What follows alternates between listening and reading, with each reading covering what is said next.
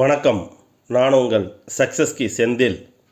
நீங்கள் எதை செய்தாலும் சரி, அதை மகிழ்ச்சியுடனும் குதூகலத்துடனும் செய்வதை உறுதி செய்து கொள்ளுங்கள்.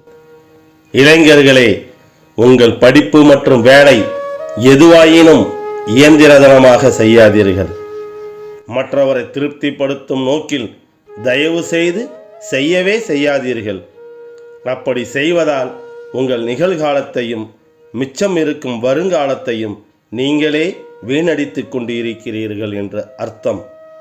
ஆதலால் உங்கள் படிப்பு மற்றும் வேலையை இன்னும் ஆழமாக்கிக் கொள்வதற்கும் அதை உயிரோட்டமானதாக ஆக்கிக் கொள்வதற்கும் உங்கள் மனப்பான்மையை செம்மைப்படுத்துங்கள்.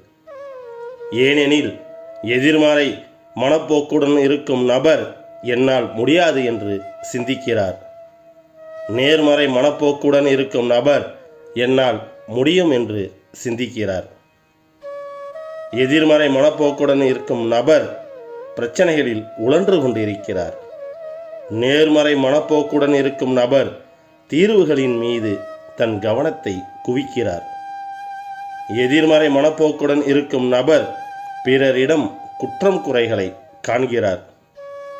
நேர்மறை மனப்போக்குடன் இருக்கும் நபர் பிறரிடம் நல்லவற்றை காண்கிறார். இன்னும் இதுபோல் பல.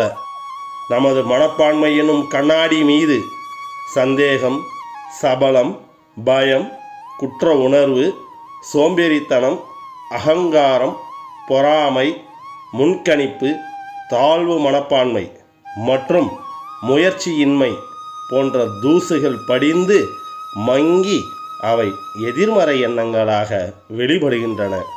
அதே அன்பு, பொறுமை, சகிப்புத்தன்மை, ஏற்றுக்கொள்ளுதல், பற்றுறுதி, எளிமை, பணிவு, என்னால் முடியும் என நேர்மறை எண்ணம் கொண்டிருந்தால் மனப்பான்மை எனும் கண்ணாடி தெள்ளந்தெளிவாக இருக்கும்.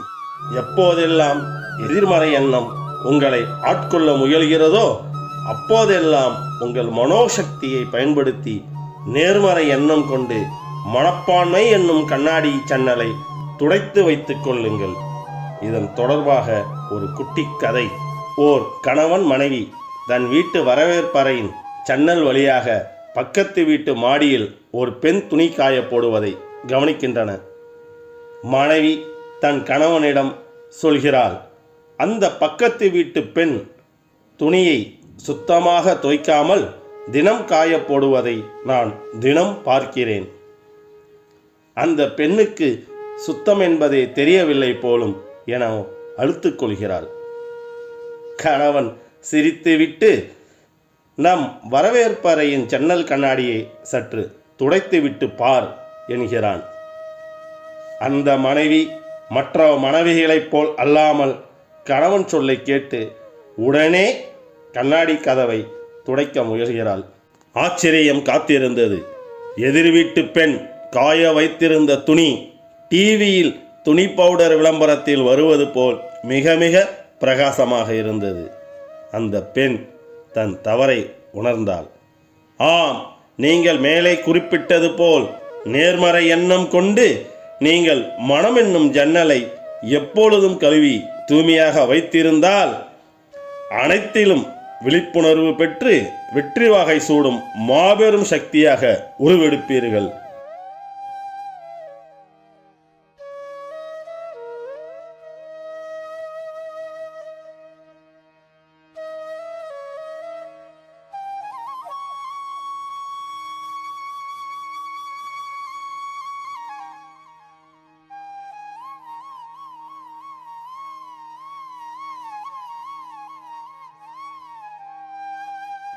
நன்றி.